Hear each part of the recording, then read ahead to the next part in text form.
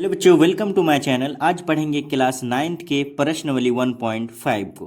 Question देखिए क्या बोल रहा है कि बताइए कि नीचे दी गई संख्याओं में कौन कौन परिमेय है और कौन अपरिमेय। चलिए इसको बहुत ही आसान तरीके से समझते हैं। पहला क्वेश्चन देखिए क्या बोल रहा है। पहला क्वेश्चन देखिए 2 - 5 है। कितना है? 2 - 5। ये क्या है? अपरिमेय है। क्यों अपरिमेय है? ये है अपरिमेय। ये अपरिमेय है। क्यों? कारण इसका दीजिए। अपरिमेय क्यों है? क्योंकि क्योंकि अपरिमेय अपरिमेय क्योंकि अपरिमेय को किसी भी नंबर से क्या लिख सकते हैं आप? किसी भी पूर्णांक बोल सकते हैं यहाँ पे। क्या? किसी भी पूर्णांक से घटाने या तो फिर घटाने या जोड़ने पर अपरिमेय ही आता है।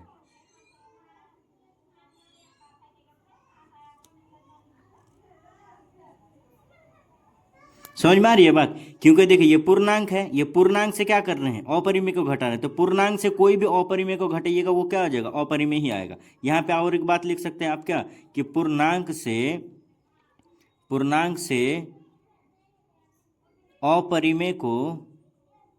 अपरिमेय संख्या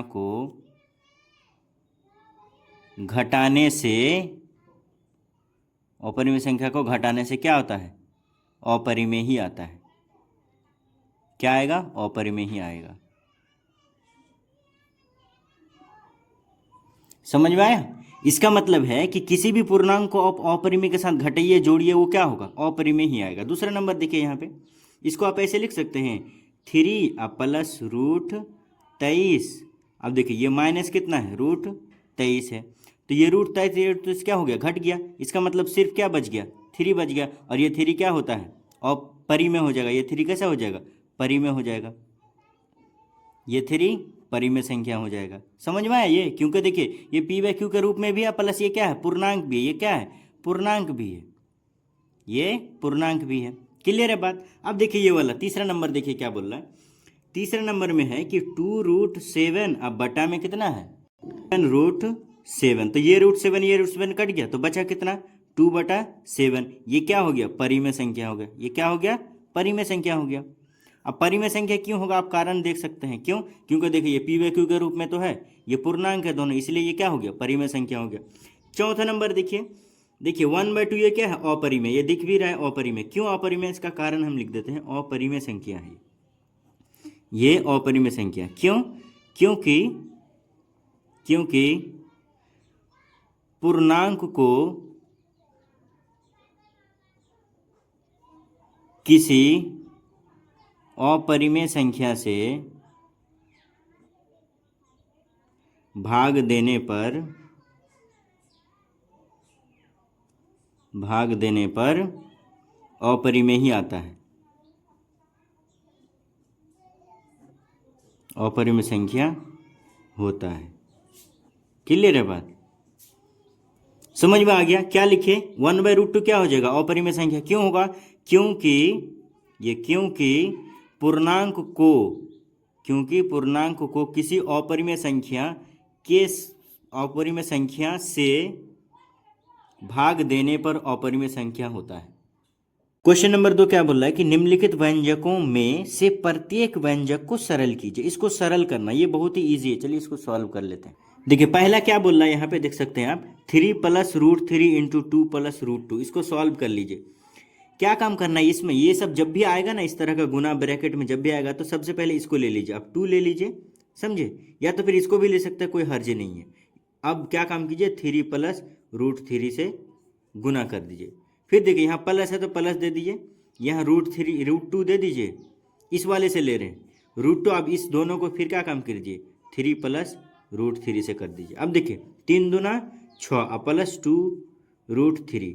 अब प्लस देखिए यहाँ कितना? √2 है। √2 को 3 के साथ करेंगे तो कितना हो जाएगा? 3√2। अब प्लस देखिए 2√2 अब प्लस √3 तो कितना हो जाएगा? √6 हो जाएगा। समझ में आ रही है बात? इसका मतलब आप क्या लिख सकते हैं कि इतना ही तो इसका सरल हो गया आंसर। अब ये वाला देखिए a + b × a - b। ये इस फॉर्मूला पे है। देखिए a + b into A minus B बराबर क्या होता है A square minus B square form आता है। क्लियर है बात। इसका मतलब ये ए है और ये बी है, तो हम इसको लिख सकते हैं ए plus b into A minus B, तो ए स्क्वायर माइनस बी स्क्वायर, ए कितना है 3 का स्क्वायर और माइनस रूट 3 का क्या हो जाएगा स्क्वायर। तो देखिए 3 का स्क्वायर 9 और माइनस रूट 3 का स्क्वायर कितना हो जाएगा 3, अब बराबर कितना 9 से 3 गया 6, हो गया आंसर। क्लियर है बात। अब ये वाला क्वेश्चन नंबर 3 वाला देख लीजिए। क्वेश्चन 3 देखिए क्या बोल रहा है कि √5 प्लस √5 का स्क्वायर है, इस पे क्या है स्क्वायर है ये, तो इसका मतलब इसको हम लिख सकते हैं कि √5 प्लस √5 इंटू, क्योंकि स्क्वायर है तो इसको 2 बार लिख सकते हैं, √5 प्लस √2 का √5 प्लस √2 का स्क्वायर है ना, तो इसको हम 2 बार लिख सकते हैं, √5 प्लस √2 इंटू √5 प्लस √2। अब 2 बार लिख सकते हैं तो एक को लिख दीजिए यहाँ पे √5, अब इंटू इस दोनों के साथ गुना कीजिए, √5 प्लस √2, फिर देखिए प्लस √2 लिखिए, ये वाला प्लस ये वाला √2 इंटू √5 प्लस √2, इसको आप सॉल्व कर लीजिए। देखिए √5 इंटू √5 कितना हो जाएगा 5 5 25 हो जाएगा, तो कितना हो जाएगा √25, अब प्लस √2 इंटू √5 कितना हो जाएगा √10, क्योंकि 5 2 ना 10, प्लस देखिए √5 इंटू √2 कितना हो जाएगा √10 हो जाएगा, अब प्लस देखिए यहाँ पे √2 इंटू √2 कितना हो जाएगा √4, अब √5 कितना होता है 5 हो जाएगा, क्योंकि 5 5 25, अब फिर यहाँ देखिए प्लस √10 और √10 कितना हो जाएगा 2√10 हो जाएगा, अब प्लस देखिए √4 कितना होता है 2।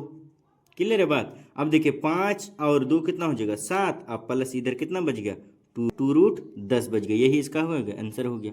अब ये वाला देखिए ये ए प्लस बी ए माइनस बी इंटू ए प्लस बी इस वाले फॉर्म पे है, ए plus b into A minus B के फॉर्म पे है, तो क्या होता है A square minus B square होता है, तो ए यहाँ पे कितना है √5 है, √5 का स्क्वायर अब माइनस √2 का स्क्वायर। क्लियर है बात। तो √5 का स्क्वायर कितना हो जाएगा 5, अब माइनस √2 का स्क्वायर कितना हो जाएगा 2, इसका मतलब 5 से 2 गया कितना बचा 3, यही होगा इसका आंसर। अब सॉल्व करते हैं क्वेश्चन नंबर 3 को। अब देखिए क्वेश्चन नंबर 3 क्या बोल रहा है कि आपको याद होगा कि पाई को एक वृत्त की परिधि मान लीजिए सी और उसके व्यास मान लीजिए डी के अनुपात में परिभाषित किया जाता है, अर्थात पाई बराबर c/d है। यह इस तथ्य का अंतर विरोध करता हुआ प्रतीत होता है कि पाई अपरिमेय है। इस अंतर विरोध का निराकरण आप किस प्रकार करेंगे। चलिए इसको सॉल्व करते हैं।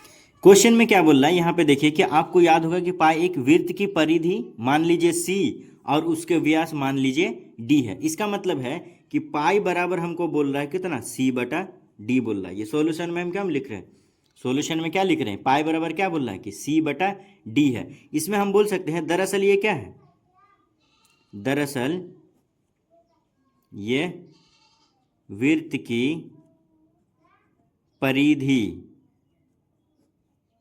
और वृत्त की परिधि और व्यास का क्या है, व्यास का अनुपात है।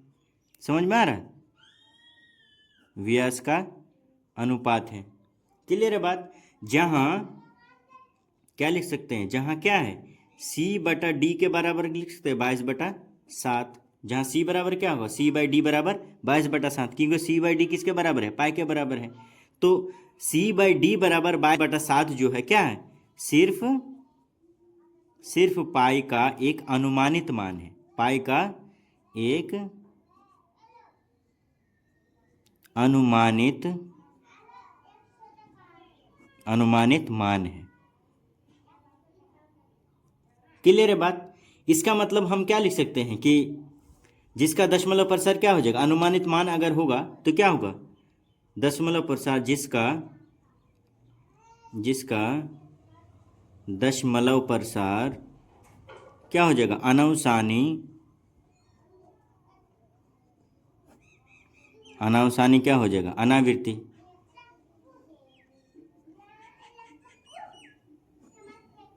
जिसका दशमलव प्रसार कैसा हो जाएगा अनावसानी अनावृत्ति होता है। समझ में आ गया बात। अब सॉल्व करते हैं क्वेश्चन नंबर 4 को। अब देखिए क्वेश्चन नंबर 4 क्या बोला है कि संख्या रेखा पर √9.3 को निरूपित कीजिए। चलिए इसको निरूपित करते हैं संख्या रेखा पर। देखिए इसमें क्या बोल रहा है कि संख्या रेखा पर √9.3 को निरूपित कीजिए। सबसे पहला काम आप क्या कर सकते हैं, यहाँ पे एक जो है आप रेखा खींच लीजिए, कितना तक 9.3 तक एक रेखा खींचिए। देखिए यहाँ पे हम खींच लेते हैं 9 पॉइंट, यहाँ से लेकर के 9 पॉइंट, यहाँ देखिए 9 पॉइंट, ये आ गया मेरा 9.3। ये कितना हो जाएगा 9.3 तक एक रेखा खींच लीजिए। अब इसको मान लीजिए ए और इसको मान लीजिए आप बी मान लीजिए। अब फिर आप क्या काम कीजिए, एक इकाई और ले लीजिए, यहाँ कहाँ तक, सी तक ले लीजिए आप एक इकाई। ये कितना है, एक इकाई है, 1 मीटर या सेंटीमीटर मान लेते हैं इसको, 1 मीटर बी से सी तक हम मान लीजिए। ठीक, यहाँ तक समझ में आ गया बात। अब आप क्या काम कीजिए, एक कंपास लीजिए, कंपास लेने के बाद सी पे रखिए और सी से आधा से ज़्यादा, कितना, आधा से ज़्यादा यहाँ पे एक चाप काटिए, आधा से ज़्यादा, आधा से ज़्यादा ये चाप काट दिए, यहाँ से यहाँ तक किए। ठीक, अब फिर रखिए आप ए पे, इधर भी काटिए, इधर भी, दोनों तरफ काटना है, इधर भी काट दिए, इधर भी काट दिया आधा से ज़्यादा। अब रखिए आप कहाँ पे, अब रखिए आप ए पे, ए पे रखिए तो यहाँ पे कट गया ये, और ये यहाँ पे कट गया। क्लियर है बात। अब क्या काम कीजिए, आप मिला दीजिए इस दोनों को, यहाँ से यहाँ तक इसको मिला दीजिए। ये मिल गया, समझ में आ गया बात यहाँ तक। अब इसको मान लीजिए आप कितना, ओ पॉइंट मान लीजिए, इसको ओ पॉइंट मान लीजिए। फिर आप क्या काम कीजिए, कंपास से इस मिड पॉइंट से, कहाँ पे, यहाँ पे रखिए, यहाँ पे ओ पे रखिए, मिड पॉइंट आ गया ना, यहाँ पे रखिए। उसके बाद यहाँ से आप ए से लेकर के एक चाप, एक अर्धगोला खींच लीजिए। आप यहाँ से क्या काम कीजिए, एक अर्धगोला खींच लीजिए। यहाँ से हम खींच ले एक अर्धगोला, सॉरी, यहाँ से क्या काम कर रहे हैं हम, एक अर्धगोला खींच रहे हैं, यहाँ से एक अर्धगोला खींच ले रहे हैं, यहाँ से लेकर के यहाँ हम क्या कर रहे हैं, एक अर्धगोला खींच ले एक अर्धगोला, है ना। ये अर्धगोला खींच ले, इसको हम थोड़ा क्या काम करते हैं, बढ़ा देते हैं, इसको थोड़ा बढ़ा देते हैं हम यहाँ तक। ये अर्धगोला खींच दिए, ये पूरा कितना अर्धगोला हो गया ये। अब आप क्या काम कीजिए कि एक चांद लीजिए और उस चांद को 90 डिग्री पे रखते, कहाँ पे, बी पे। कहाँ पे रखना है आपको, इस पॉइंट पे, ये बी वाला पॉइंट है, ये बी का पॉइंट है, इस बी पॉइंट पे रखिए। 90 डिग्री कहाँ आ रहा है, देखिए बीच में रखिए 90 डिग्री। देखिए 90 डिग्री आपका आ रहा है यहाँ पे, है ना। अब यहाँ से क्या काम कीजिए, इसको मिला दीजिए, इसको आप मिला दीजिए। मिला दिए तो यही वाला आपका होता है कितना, √9.3। यही लकीर क्या होता है, √9.3। फिर आप कंपास लेके इसको आप संख्या रेखा पे लेके आ जाइए। जैसे यहाँ पे देखिए, इसको यहाँ पे मिलाइए, इसके बराबर लेके आइए, इसके बराबर लेके आइए। इसके बराबर लेके आने के बाद आप यहाँ से एक क्या काम कीजिए, एक यहाँ से आप इसको क्या काम कीजिए, मिला दीजिए इसमें।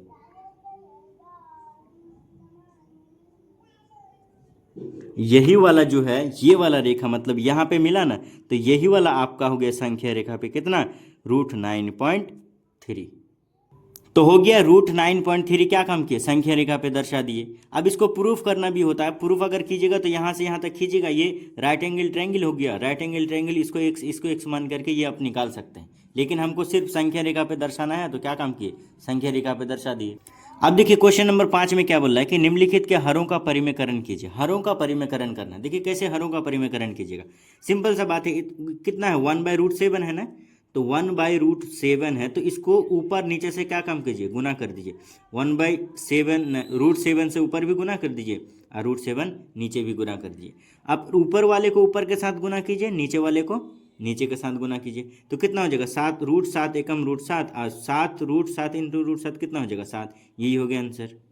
अब दूसरा नंबर देखिए यहाँ पे 1 बटा कितना है, √7 और -√6 है ना।